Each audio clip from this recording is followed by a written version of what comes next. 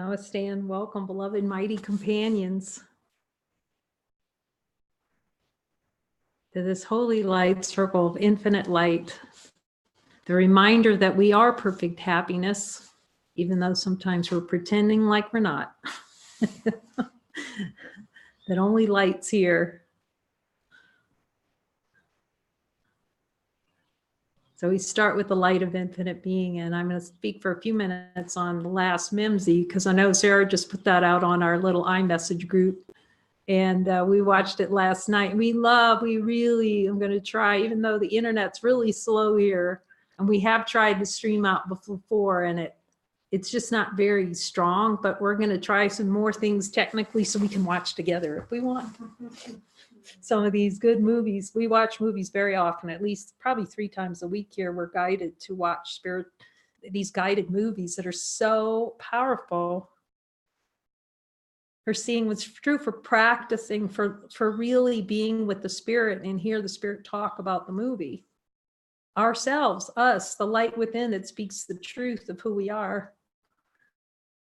And so, yeah. And every time you see these movies, you can watch them. I've watched probably that one 3 or 4 times. And every time you see something new, you see something even more profound in the innocence, how it really is focused on the power of innocence and not needing to know anything. Because we're so sure that we need to know something.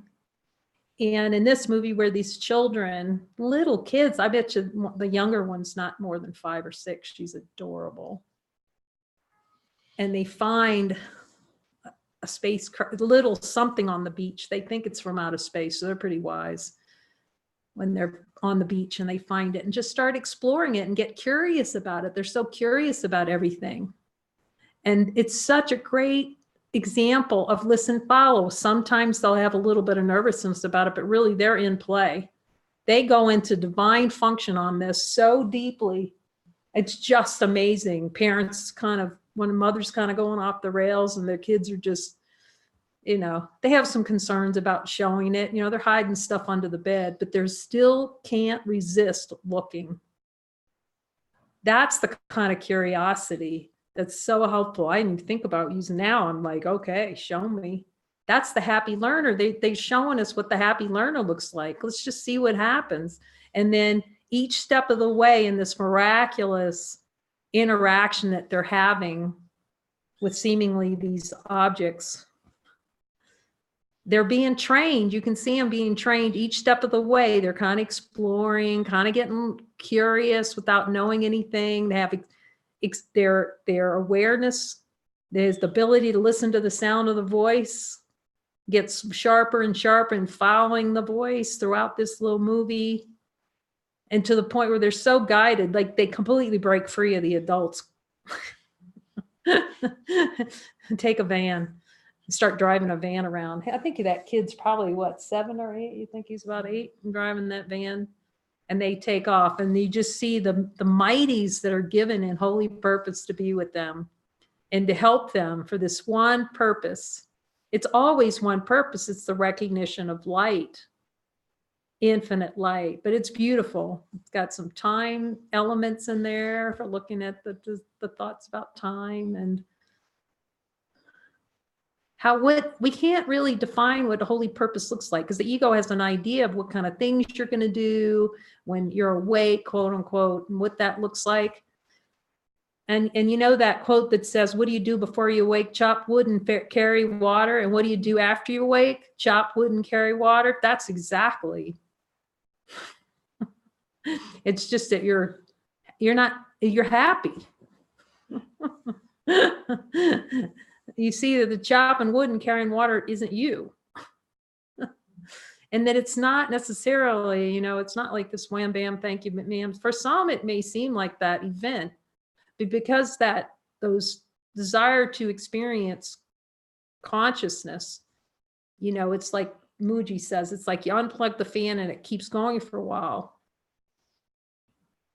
And with this, where we're looking so directly at the desires to say no to the light, I mean, it's so dead on direct, because as soon as we start wondering, well, why is this? Why, you know, it's the ego's asking why. Well, why am I upset? You know, I'm supposedly awake now, because we can all recognize light.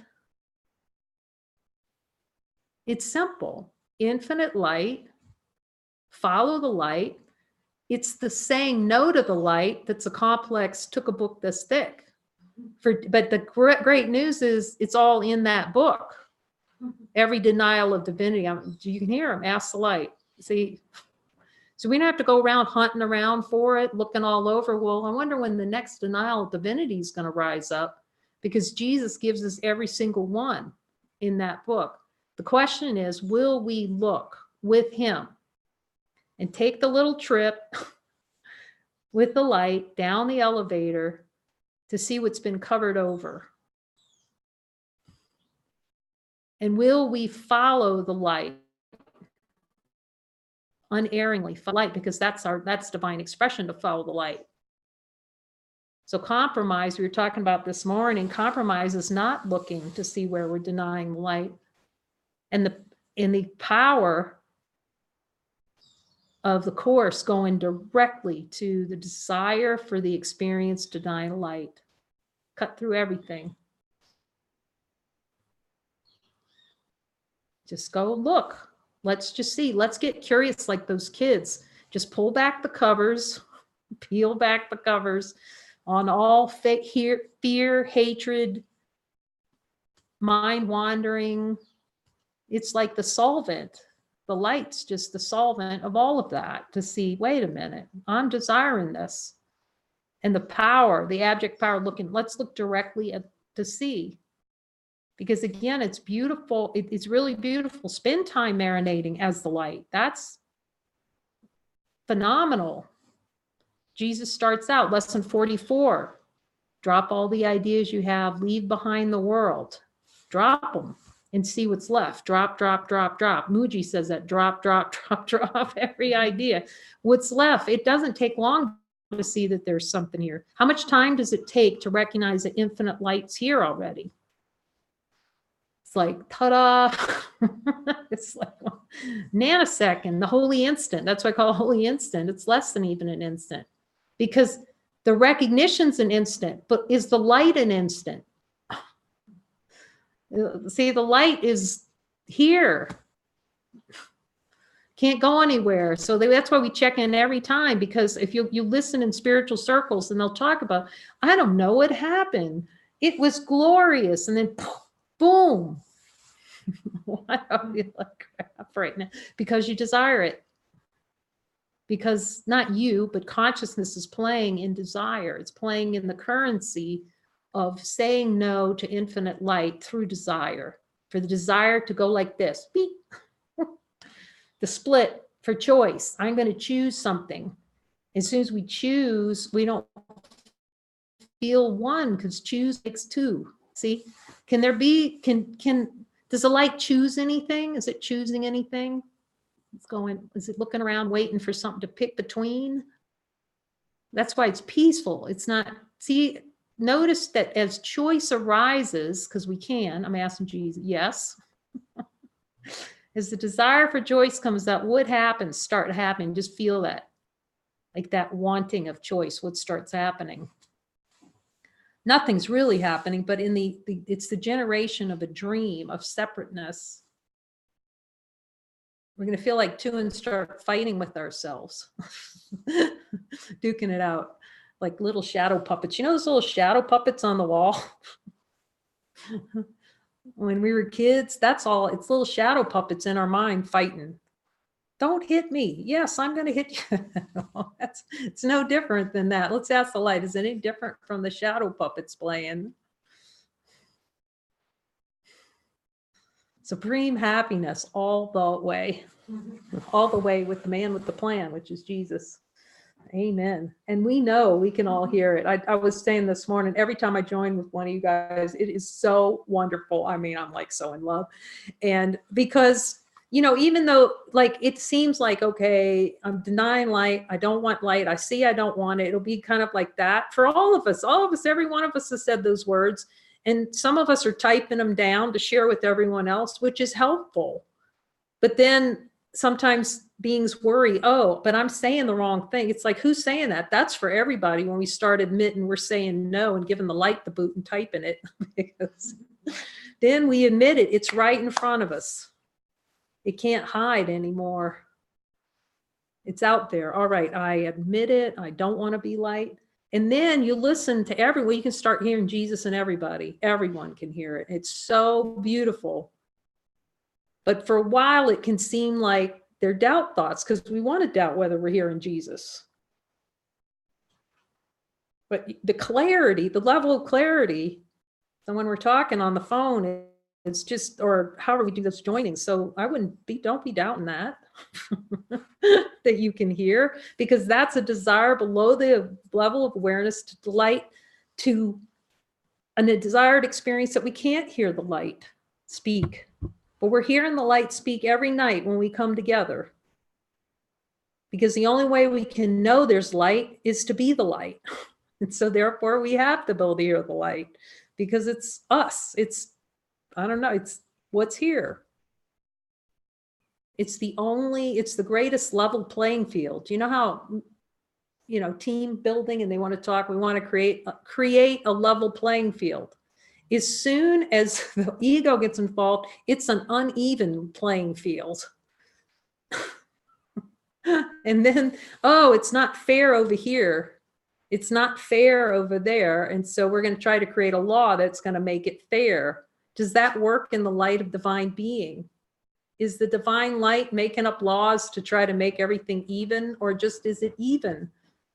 I don't know if you use the word, I guess you can use the word even, sameness. It's not trying to orchestrate. Is it trying to orchestrate something? Right? A plan. It's just is. This light's just here. So as soon as the wrong mindedness starts sprouting those little dun dun dun dun dun, something's happening. We did a session this morning. It was really beautiful to look at the light with that light of divine being at the desire to have an experience that something's actually happening. This is glorious. Where do you go somewhere? Jesus, let me see. Will you show me? Is that a good miracle? It's like the thumbs up, but you could hear it already. Let's look at that. Jesus, is there any desire to have an experience that something's happening when I know nothing's happening? And hear what hear what the light says. The light says yes, because that's the play. Let's ask the light, is anything actually happening in honesty of God? Let's look, okay? So we can really be sure with the light.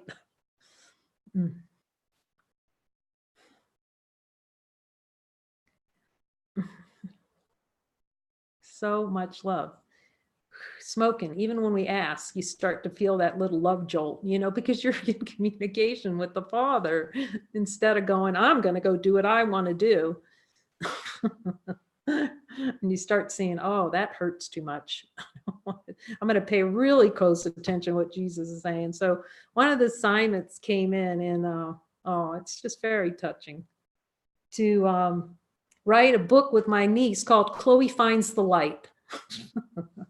And I think I mentioned it.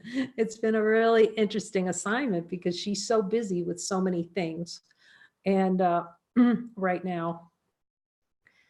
And I guess things are not going so well at schools in math.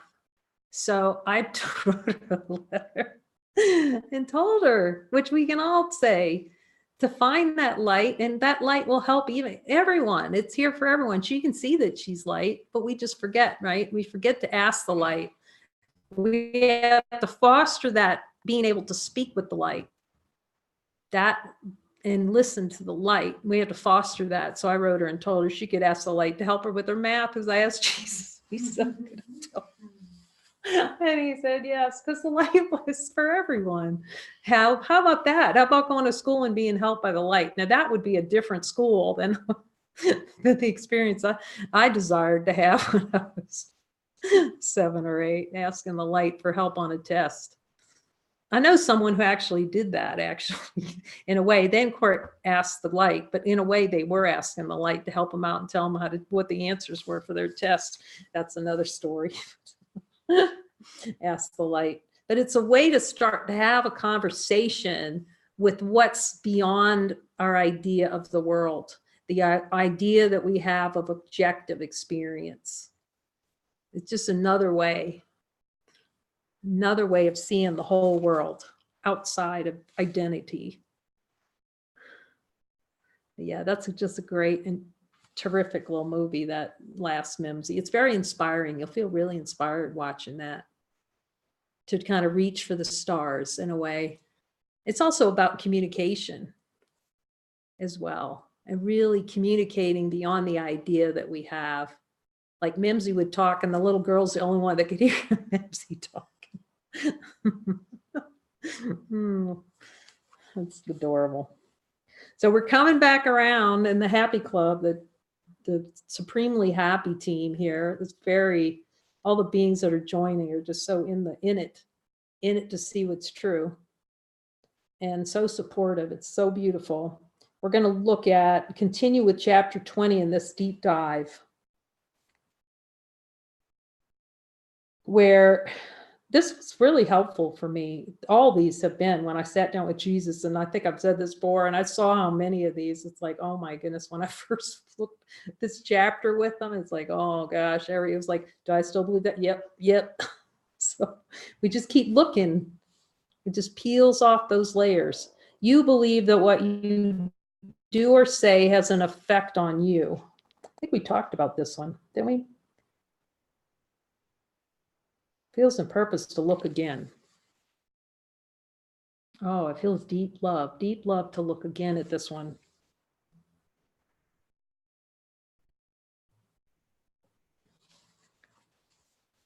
You know, that shows up, the way that shows up in the mind play is fear of public speaking.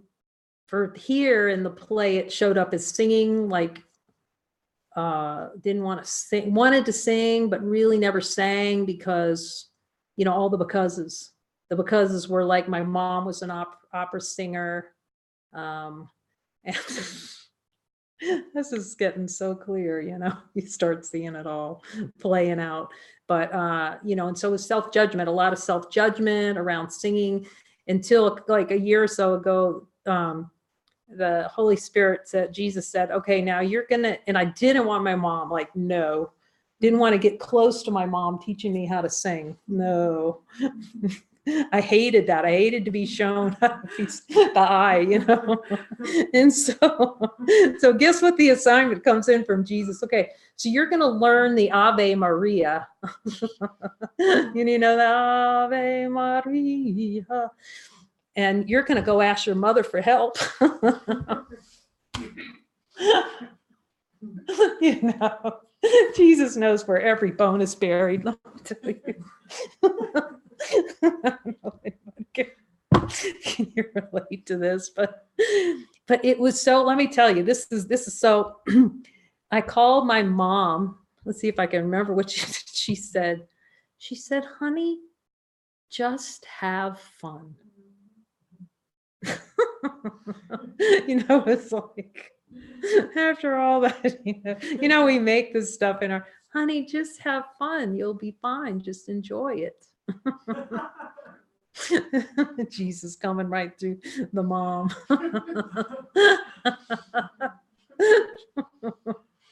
Oh my gosh.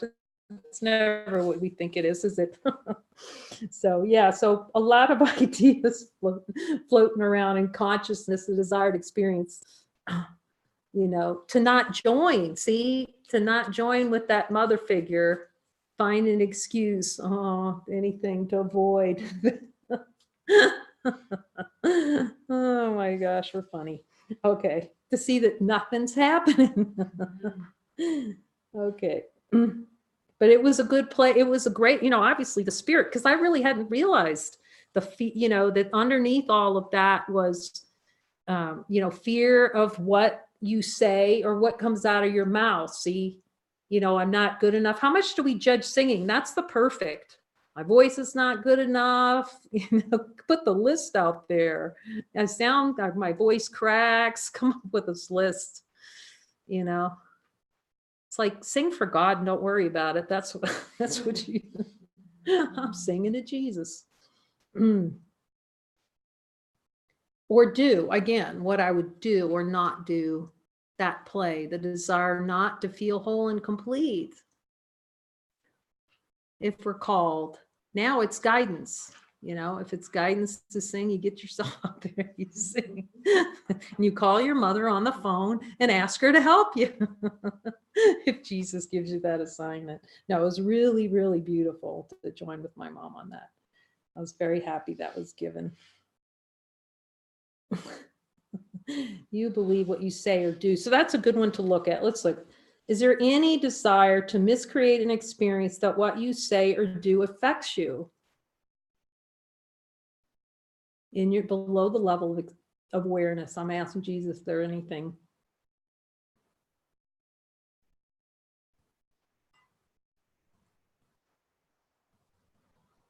That we would feel less than or more than, or Jesus tells us to go say something and we don't want to say it. That's a really good indication that we believe that something does affect us if we say it. See that there's consequences. It's the play in form that if we say something, we're going to have consequences. And that said, I ask them what to say so that I'm, speaking in wholeness. Because then the ego can take hold of that and just say, well, I'm just going to say what I want to say. Who's speaking? Who's speaking about, well, I'll just say what I want to say, or, get something out. I mean, it's not that it's judged, but how many times have we just wanged out with something and felt guilty? See, because we weren't speaking in wholeness. When you're not, that's why he's telling us what to say. So we speak out of wholeness, out of truth, as divine beings, rather than out of the projection. We can never heal when it's accepting the correction that heals. It's not like what comes out of our mouth. Yet if we're told by Jesus to say something, we say it because that is for us. He's showing us where, like with the singing, he was showing me, okay, here's where you're quote unquote holding back. You're denying divine expression, and use that to show me how, okay, this is where a divine expression is being denied.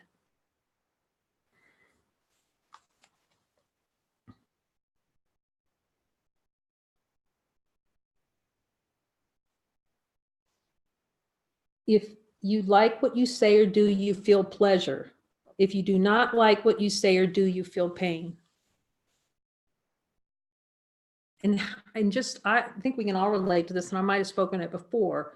Like, how many times within the play of consciousness have we said something and walked away and told a story that will go on for days? I can remember that back when, about, I wish I had said, why didn't I say,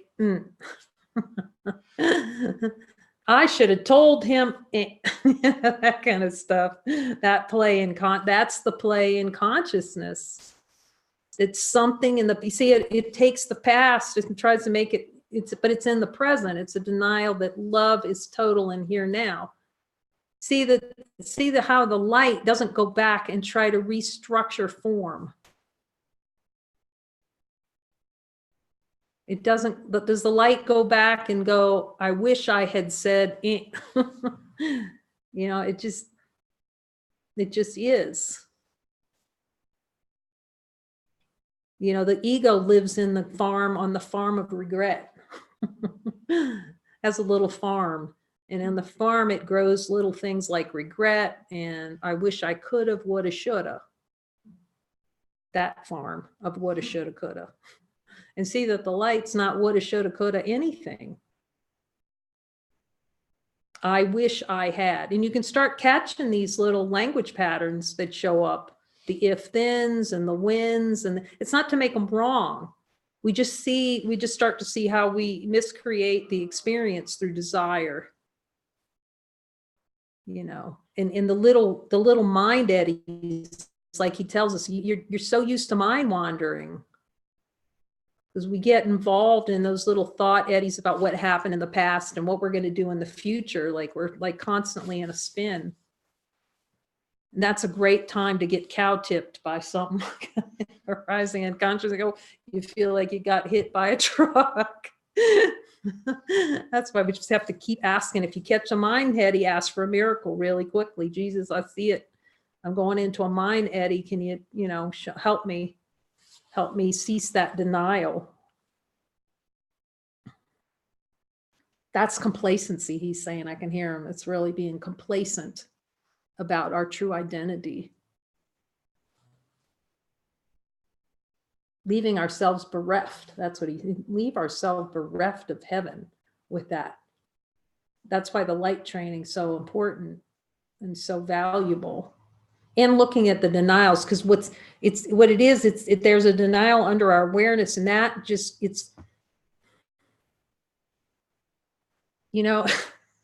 I'm asking them, is it like the old faithful geyser, As long as you have that stuff under there, it's going to sprout up. See, thankfully he's taken us into basement. So we'll go into the basement a couple of times more with them and see, you believe the ego exists.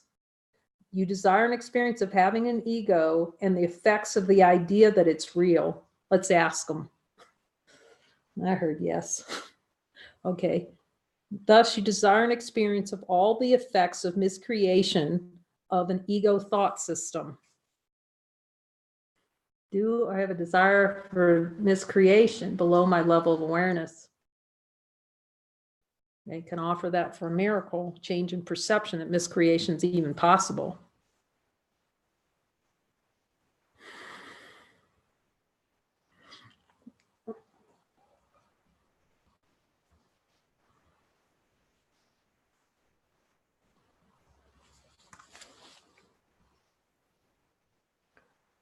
So is there a desire in consciousness to experience all the effects of miscreation? The effects of judgment, the effects of unhappiness. See how it's wanted, just feel that wanting of it. Do we want it? And just be with that want and go, I need help. What's below the wanting? Well, then we can look below it. Admit it, like, oh, we want it, or I can just say what's appearing here, when I start to feel that. When he's showing me something, I have to admit, oh, I do want it. Okay. Show me what's below it. What is below the desire for the ego? Desire for experience ego. Let's ask, what's below that?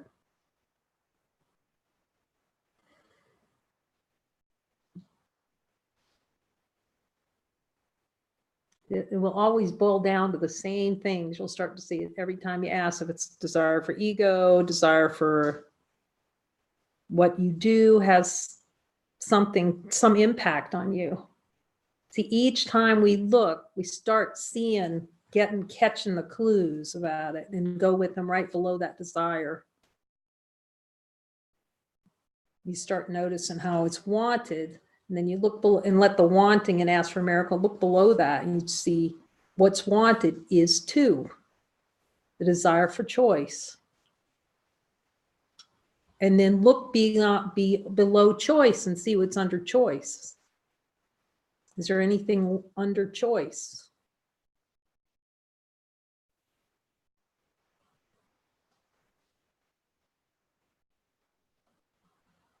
Can we find anything under choice?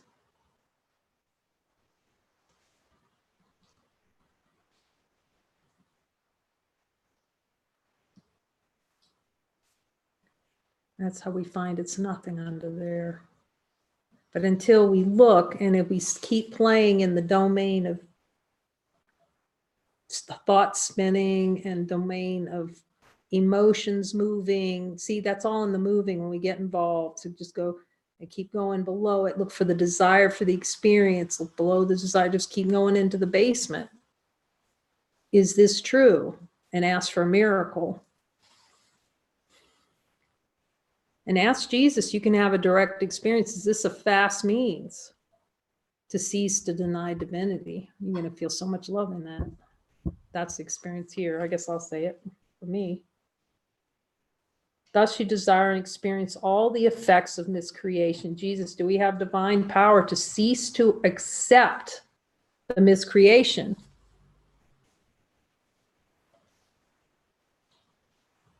And I hear yes. As divine beings, we have all the power. All the power rests here to cease accepting miscreation.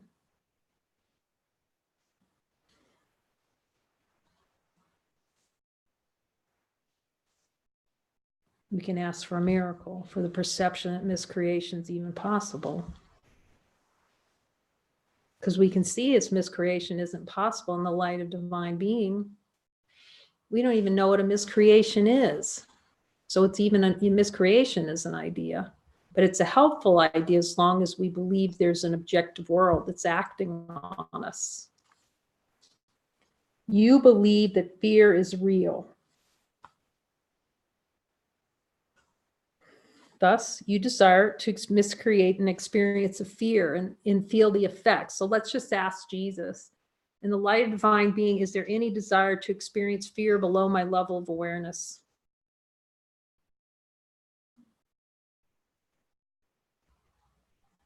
Will you show me the desire for it?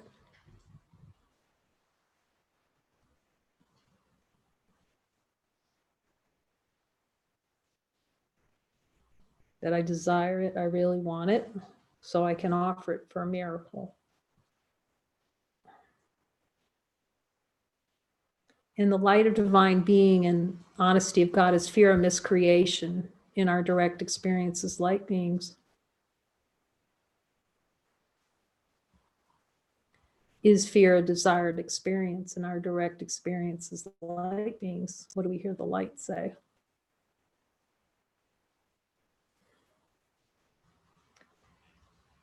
In the light of divine being and honesty of God, is fear real?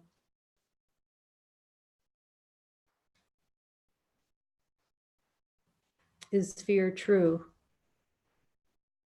And the question is, need we experience fear to wake up to true identity? And ask the light that.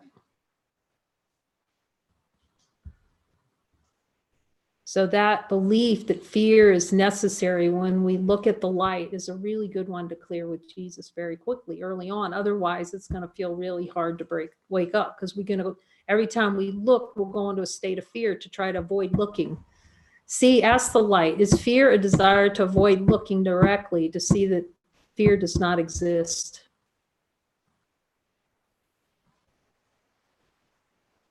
It's really good to see that the light is not fearful. Is the light itself fearful? Can we find any fear in the light of divine being? The light doesn't know anything about fear. It's a miscreation to keep the ego. That will break the code. That breaks the ego's code. Well, it all does. But seeing directly that the light is not fearful. It's only when we look at the light as the ego's terrified that it's going to be shown that it's nothing, and we want to keep the ego. But as soon as we start admitting this is a play in consciousness to experience fear, to prevent myself from actually looking, to keep me from looking directly with Jesus this fast, to see that no fear can exist. Now we're on the ride, the God ride, right to truth, right to divine happiness. Supreme happiness is the supreme beings that we are, because we're turning in together and we're looking together so directly. No sidewinding, no sideways. If some experience rises up, we just go, okay, I desire that, let's look. And we just jump on the call with a brother too to look, so we can help each other stay right side up, pointing up. Like he says in the course, in 1 minute, because we're all, it's just for time, it kind of vacillates. There'll seem to be one brother who's really clear and one who is less clear, but it's a momentary, it's still a gift to each other. because we're constantly then checking in to see, you know, what might remain in the subconscious mind that needs to be rise up just by all this, by joining, join. That's what Jesus is saying. And that's what we do in the center all day. You feeling tilt, come over. They're laughing. Come on over. Let's pile in. We just sit in one room, you know, feel tilt. And just, that's how we point each other toward heaven. You believe pain is real. This one, if you break the code on this, because we can, as divine beings, can we break the code on pain? See what the light says. Is there 100% probability as light beings we can break the code on pain? That it's not some secret code to get past pain. If it feels like a code and a secret code and really hard to get past pain, then it's a desire to have an experience that there's a code that we can never break that's called pain. That's deep. But it's helpful because then just think about that. You can never be afraid to be in pain. Isn't that like the thing? You know, we're going to get old, we're going to die, we're going to be in pain. It's part of the desired experience within consciousness. You believe pain is real. Pain is merely an expression of the denial of divinity. That's direct. It's a projection, a project out, not to look. It's a pretend not to look so that we don't look. And then we try to seek, it's a game. We're playing a game of magic. I have pain, therefore I need to get a pill. The pill will never fully, we can't clear on, ask. And the light of divine being and honesty of God, can a pill ever solve the problem, quote unquote, problem of pain? And see what the spirit know.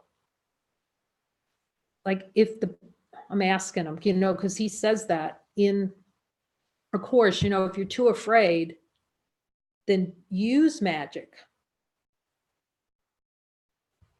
It just feels like the beings that are coming and to this, jumping in this lights, or I'm asking Jesus, yes, we have the power to look. This is like direct looking to see that pain is untrue. He says it's a desire to hold on to a piece of personal identity. Pain is a piece of personal identity. We like hanging on to it. But to project experience outside of yourself, thus you desire an experience of pain. We can ask, in the light of divine being and honesty of God, is pain the desire to hold on to a piece of personal identity? And hear what the light says. So like we can all hear it. So all we have to do is ask Jesus. He says, remember, he says, ask me for the conditions. And if it's, then sometimes when you're in pain, although it can be done, I know, because like, I think I tell that story a lot about having that really horrific headache and asking him anyway, and just going ahead and just, no, I'm not going to settle for this anymore. And, you know, and spend that time with him and asked him, and it released. And I think Renee was talking the same thing on her back. As soon as she started looking, it starts releasing. But it's helpful too. It can be helpful. Like if you're really in pain on something, join with the mighty to look and go, okay, let's look at what the desires are below this. Because once you see, it's just so inspiring when you see that there's, you know, because it's such a play in consciousness that you feel captive by pain. See, with that play, where he's really given us everything to say, look directly at pain. We're going to look together where the personal identity is in it, and to give us the gift of each other to look at this. What a gift that is. Thank you, Jesus, for this, especially just for everything, really, for all the mighties that are jumping on and joining the light brigade and coming in and really looking together to see if there's to leave not one single scrap under their denial. Supreme happiness. Thank you, Jesus. Amen.